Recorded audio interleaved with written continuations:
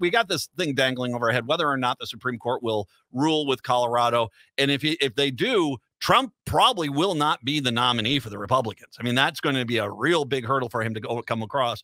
Not saying that they won't try. I mean, it could end up being a situation where he only runs in certain states, but I think that would be a nightmare for the Republicans. Where do you think? Go ahead.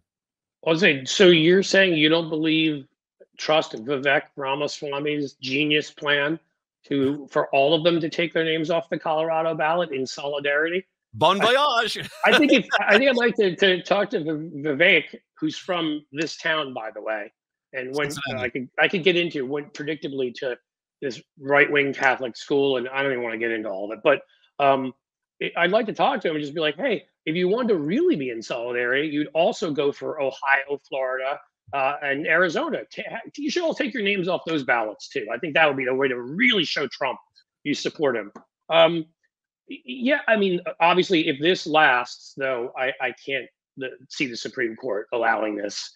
Even if Roberts allows it, those other 5, I can't see the U.S. Supreme Court allowing this to happen. Even though, if you actually follow our Constitution, he fits the definition to a T, and so do, by the way, at least a dozen House members. You know, you have to ask where the Marjorie Taylor Greens, who they let her stay on in Georgia, and I mean, how much more obvious does it get than the meetings she was attending with Trump, the videos she released that day encouraging people, Jim Jordan here in Ohio, Ted Cruz in Texas, we could go on and on. In any case, so I don't think it's going to be an issue.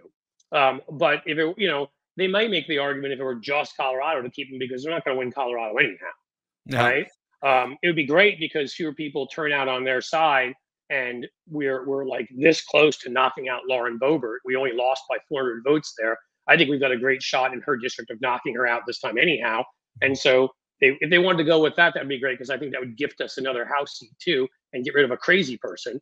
Or at least, she could spend more time at Beetlejuice waxing on and waxing off. Who doesn't love a I mean, in the Karate Kid sense, I mean, she practices, the Karate Kid. That's how you land a muskie. I mean, I'm just going to let you know, that's how you land a muskie. You catch into hook onto one, you got to grab it, man, and drag it into the boat. That's right.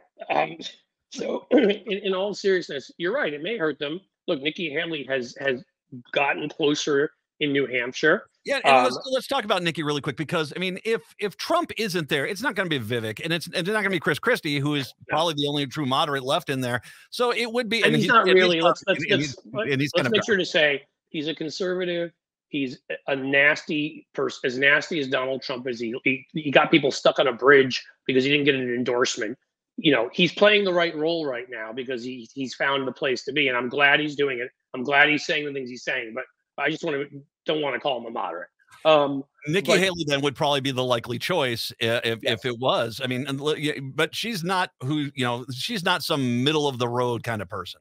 She has said she would support, again, what is this election? One of the big things it's going to be about.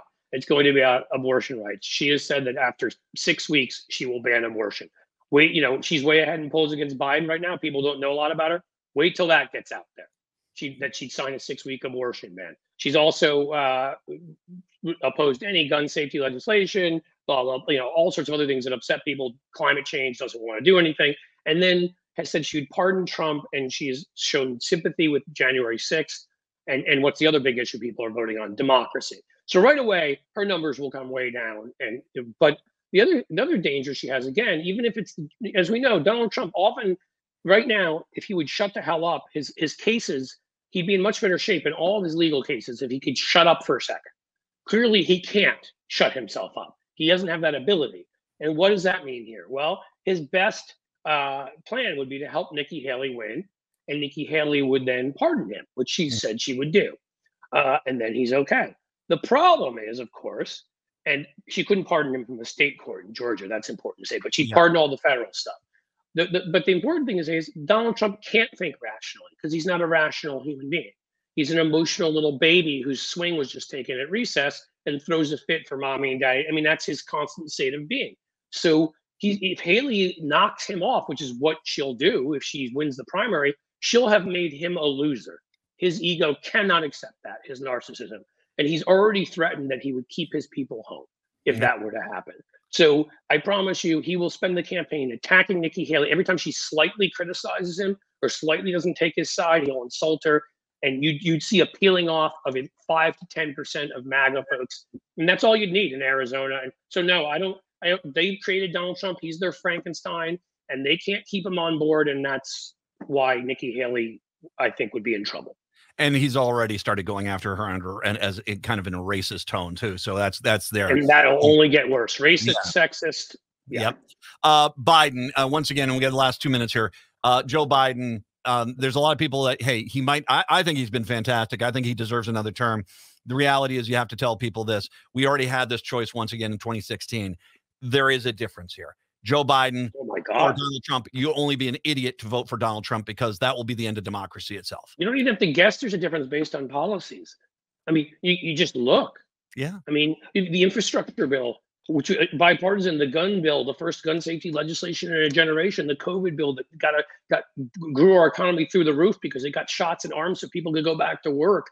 You know, the Inflation Reduction Act, the biggest investments in climate change ever to prevent it. I mean, we've been fighting for a generation. I fought these battles in Washington to get the power for Medicare bulk negotiation by Health and Human Services and the Medicare to lower the price of prescription drugs. He got it done when nobody else. I mean, the list goes: a child tax credit, which took 30% of families out of poverty until they, of course, got rid of it, which he could reinstitute with a Democratic House. And if we held the Senate, I mean, it's not even a close call. The economy right now is arguably the best it's been in 30, 40, 50 years. He's got the economic record of FDR. He's got the legislative record of LBJ, and a lot of the foreign policy smarts, of a Kennedy. I mean, I think in the history books, whatever happens here, Biden will be a top 10 U.S. president, even if he only had one term. That's how good he's been.